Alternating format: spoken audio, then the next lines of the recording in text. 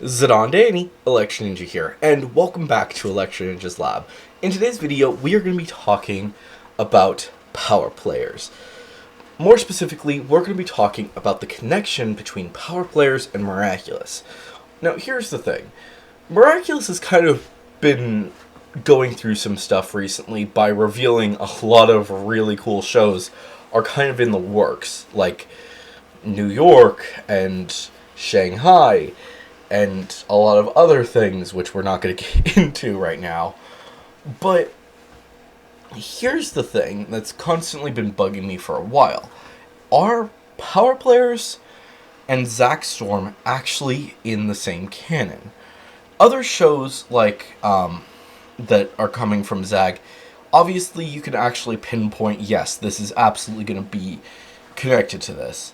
I've mentioned before how Ghost Force is clearly already prepping to actually be within the same universe, and the same goes for many other shows like Pixie Girl and the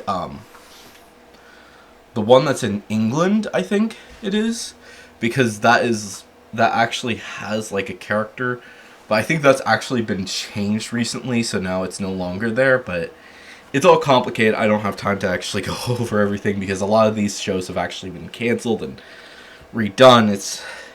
It's confusing, especially considering the fact that if you guys don't know about this, I've actually done a video about the Quantic Kids in a past video, and actually many of them have actually already been showing up, being seen in other shows, such as, well, not other shows, but in the New York special. A lot of these characters that were in that the original concept of Miraculous are now within the New York special. So, yeah. And honestly, what is going to be going on with a lot of these other shows is kind of up in the air. Basically, what you have to do is you basically just have to watch Jeremy Zag's Instagram and just be watching, okay, what is he posting? Okay, he's posting a lot of Ghost Force for some reason, which we will be talking about as once that actually comes out and stuff. So look forward to seeing that content eventually. But with power players, there's many things that I'm just uncertain of. Now, Power Players has just finished its first season technically, because they've actually had 3 parts, and these 3 parts actually took longer than a year to actually release on Netflix. So the fact that these are considered one season bugs me a little bit. But also, here's another factor. They wrapped things up very quickly. Quickly, even for me. Basically, every single plot point that was kind of left open throughout the entire series is basically wrapped up in the last episode. When is Uncle Andrew going to find out and start helping them? Final episode. When are they going to beat Madcap? Final episode. Is the samurai guy, which I'm forgetting what his name is he going to join the Power Players? Final few episodes. There's actually still some stuff going on. But basically, if you... Honestly, here's the thing. Most of the series can actually be cut out entirely because it's basically pointless. But, yeah. There's a lot to it. But there's even a Halloween special, which kind of drives me crazy because 2 things kind of drive me crazy about Power Players. One, it's a show about toys, and the other, the Halloween episode. Both of these episodes, they drive me crazy, and I can't really explain it very well, but the point is that no one is dressing up as characters from Miraculous at all.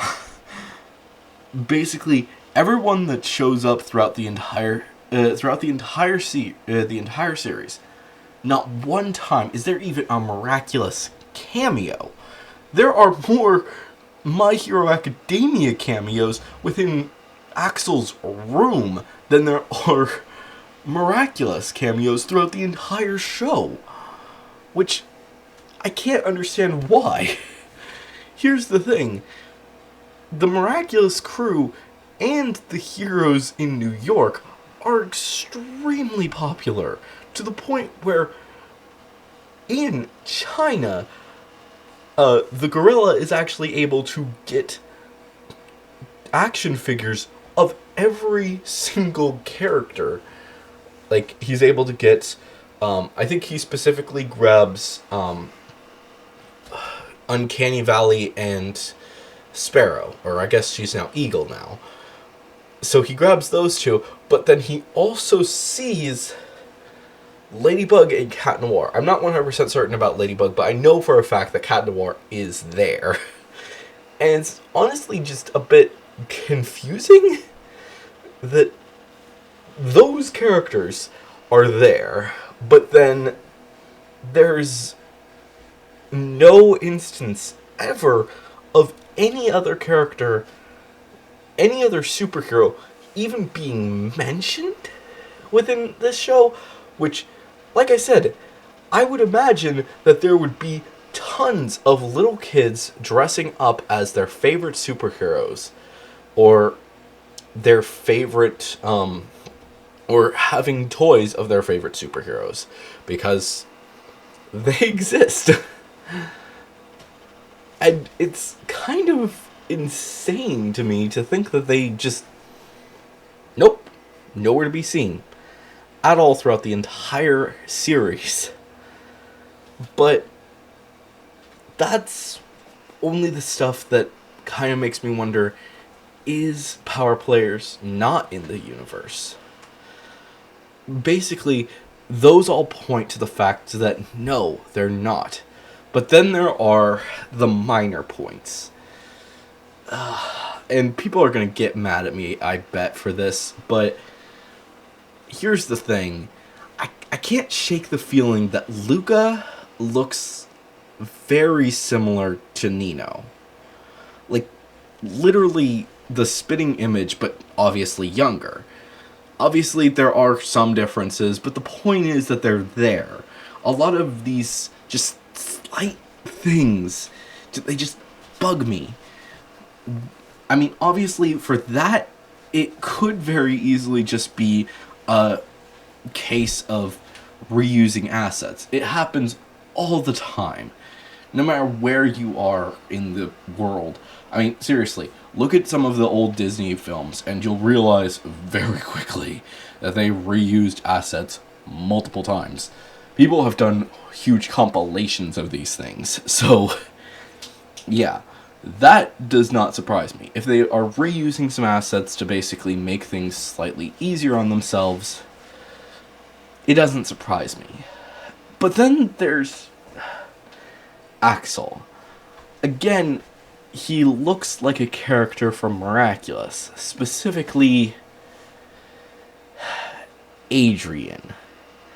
It's so slight. It's so very slight. And I said this in my first video about this, that there's just this feeling in me that it's just like, he looks so similar to Adrian.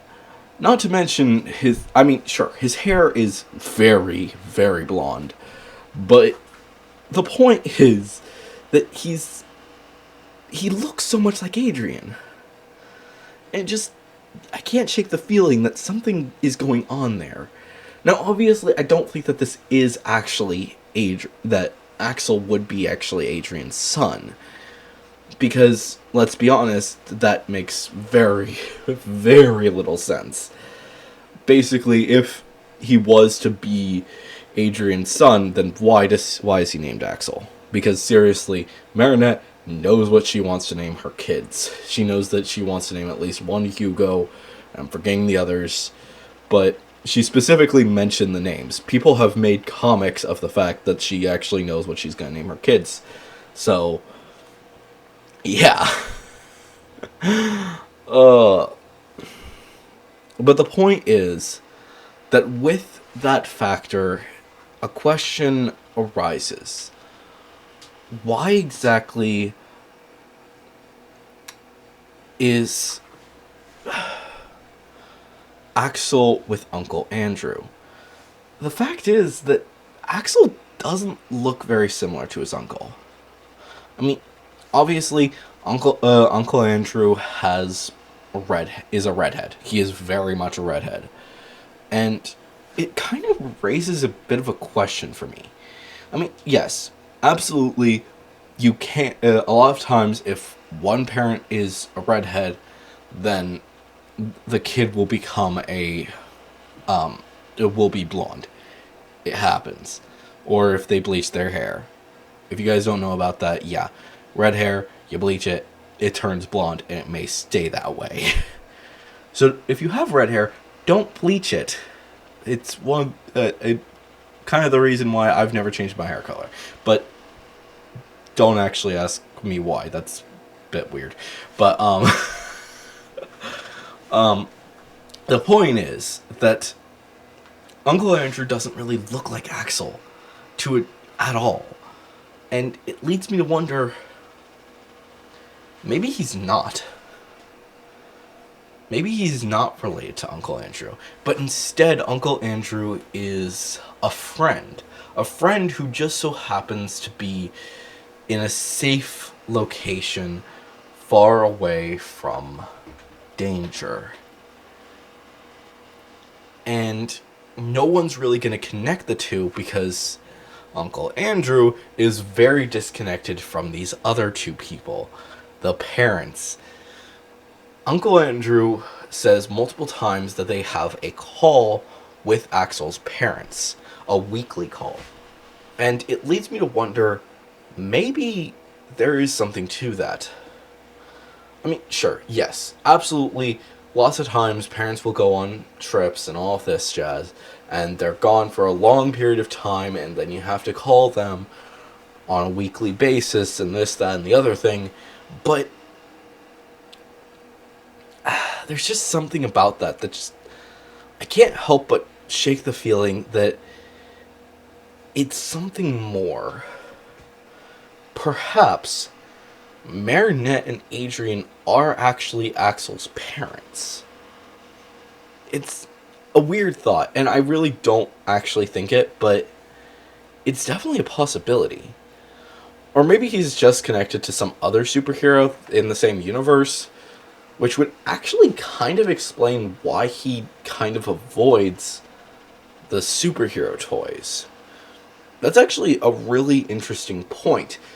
The only superheroes in his entire house are the posters of My Hero Academia. Which, yes, it's basically just a altered version of My Hero Academia. But seriously, if you know My Hero Academia, you're like, oh, that's my hero. And it's honestly a bit disturbing how similar they are. I don't know. I can't shake that feeling, and I'm just like, it's on the tip of my hand. I just can't grab it. I don't know. There's something to it, and I think that we need to actually spend a little bit more time actually figuring it out. But maybe that's the reason why Axel doesn't have too many superheroes around him.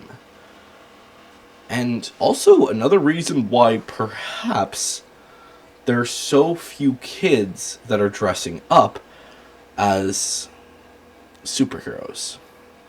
Maybe there's something going on, or maybe he's in a neighborhood that does not approve of current day supers, which would actually be a very interesting point and a great place to hide your son if you happen to be heroes. I'm just saying, it's definitely a possibility, and definitely something that we should look into in the future. But honestly, at this point, I'm willing to say with some certainty that Power Players is not actually canon to the Miraculous Universe, but instead, in another universe, with the Zag multiverse being connected. It's a possibility, and definitely something that we should be looking into the future. But for now, we'll just have to wait and see exactly what happens. But anyways, guys, let me know what you think down in the comments below. I'm actually really intrigued to know, because I think that a lot of you guys could actually add a lot to these theories. So yeah, obviously let me know what you guys think down in the comments below. Of course, if you are going to leave a theory, make sure to say theory review somewhere in your comment. And of course, if you enjoyed this video, please leave a like, subscribe if you're new, and ring that notification bell. And even if you're not new, please subscribe and ring the notification bell, because apparently only 30% of the people who watch these videos are actually subscribed. So yeah, please subscribe. And of course, if you do want to support the channels even more, then definitely head down to the description and check out all of our links down there, including our other channels, our social medias, and ways that you can support us financially, including our Patreon, our merch store, and of course, the book. And of course, a big thank you to our current patron, Sheeny. But anyways, guys, I have been Electro Ninja, and I will see you guys next time. But on!